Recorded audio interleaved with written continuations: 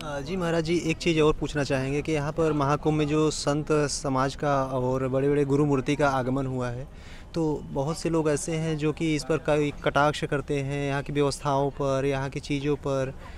कुछ तो नामित पद लेकर बैठे हैं, नाम नहीं नाम नहीं ले सकते, तो उन पर क्या आप बोल रहे हैं? मेरा तो एक ही है, घर में जब शादी होती है उस बाप से पूछो जिसके घर में शादी होती है वो कैसे व्यवस्था करता है।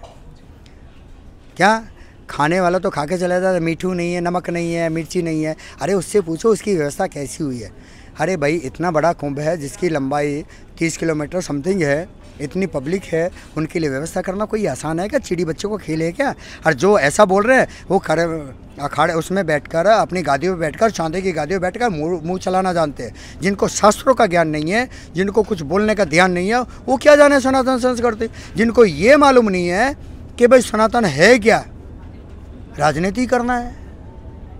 अरे यहाँ क्या किसी ने भाजपा के जिंदाबाद के नारे लगाए, कांग्रेस जिंदाबाद के नारे लगे, लेकिन सपा के यहाँ नारे भी लगे। भाई हम किसको दोष दें? अखिलेश यादव जिंदाबाद। अरे भाई, क्या क्या साबित करना चाहते हो? आवरण होता है ना, जैसा अंदर हो वैसे ही बाहर, मुखौटे बदलने की जरूरत नहीं है। वो हमारे कोई भी हो, मैं ही क्यों ना हूँ, सत्य कहना मेरा परम सिद्ध अधिकार है। नहीं ज्ञान है तो ज्ञान ले लीजिए, सनातन है क्या। किसी के खिलाफ बोलने से पहले अपने अंदर झांक लीजिए कि मैं क्या हूं। उच्च अधिकारी जो उच्च पद पे बैठा हुआ है उसके लिए पार्टी नहीं है, उसके लिए सनातन है।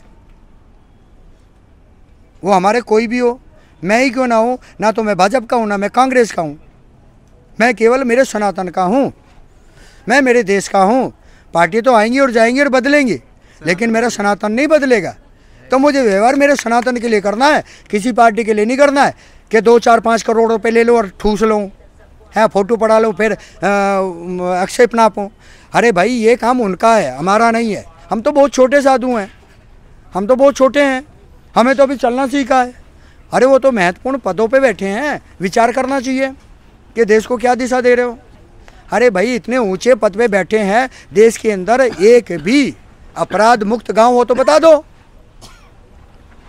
इतने ऊंचे पद पर बैठने के बाद गुरुजन हो कि हम हो कि कोई पण हो, क्या एक अपराध मुक्त गांव है?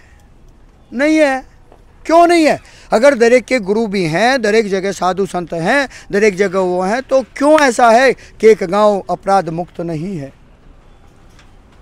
कुछ ना कुछ कमी तो है, हैं? गुरुजी, वो था हमारे शंकराचार्य जी कितने हैं, इतने सारे हो गए, हमें पता ही नहीं चल रहा है। कुछ लोगों को हम पहचान पा रहे हैं। क्या है ये? ऐसा हो गया, घर का भूआ घर का दाखला है। वो परंपरा क्या हो गई? वो गादियों की परंपरा हो गई। मैं मेरे 4 बच्चे हैं, 4 बच्चों को रखूँगा।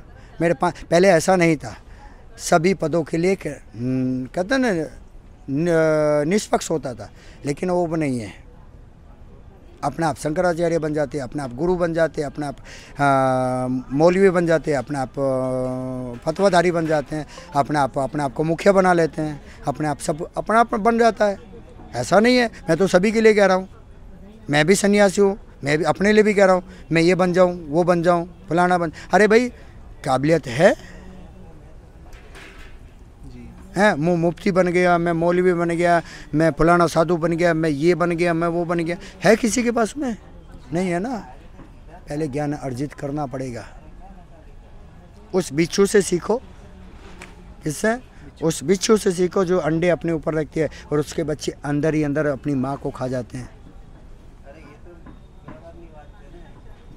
उससे पूछो।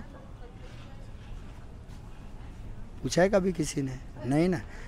गादियों में बैठ के तो भौंकना सभी को आता है, बोलना सभी को आता है, बोलो, लेकिन पहले आचरण सौम्य देखो।